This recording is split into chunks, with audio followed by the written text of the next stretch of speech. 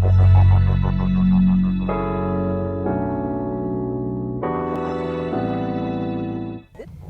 I'm Tamara Banks. Thank you for joining me on this special edition of Studio 12 as I take you back to South Sudan, the world's newest country, as people there work to build their educational infrastructure. Carlton turned down the job to the posh resort restaurant 3 times.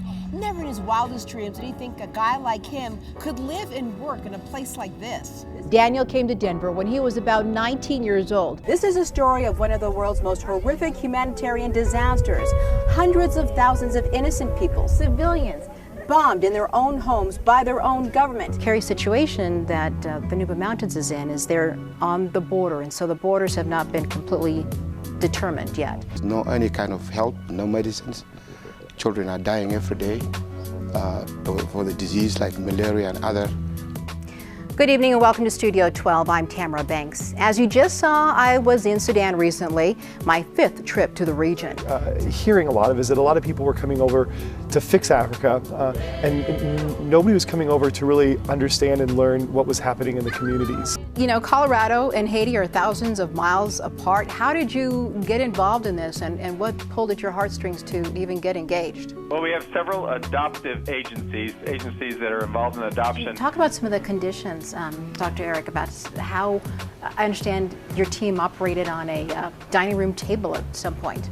We were on the ground for about hour and a half, and Dr. Bruni came up to me and said, "You're going to be ready to do a surgery in about an hour." According to UNICEF, before the quake, Haiti had 380,000 orphans. Some estimate the number of orphans could now reach close to 1 million. I still remember where I was when I heard that a plane went into the World Trade Center.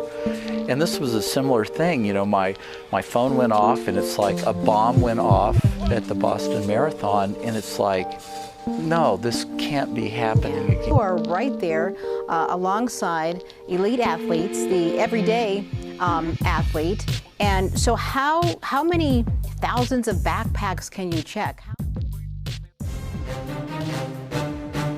We're riding with the Iraqi army doing checkpoints. We've just left an area not far from Kirkuk. What was the key factor, you think, in counterinsurgency in Iraq that really worked, that really turned the tide? Well, there were a number of, if you will, big ideas that guided us. The Iraqi doctors I talked with are thrilled to have this kind of mentoring. You call Chris a hero. Why? Chris the teacher. He is like our teacher and our professor. For these kids living in Baghdad's slums, today is like a holiday. They're gleeful, mugging for the camera like children do everywhere. But this mother, named Sadia, is worried about what will happen when the visits from the Americans end. We thought that you will no longer come here since the area was transferred to the Iraqi authorities. This 29-year-old isn't your typical ski bum. When he's not out on the slopes. This is my cubicle. Yes. Cubicle filled with wine. Exactly, yeah.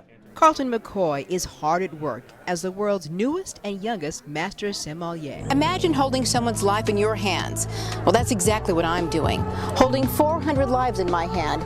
In this box is Navidium, cattle vaccine that will be used to free 400 slaves. More than 100 people have been freed today. These men and boys will be processed with their names, their ages, and soon be given the tools that they need to start a new life, a free life.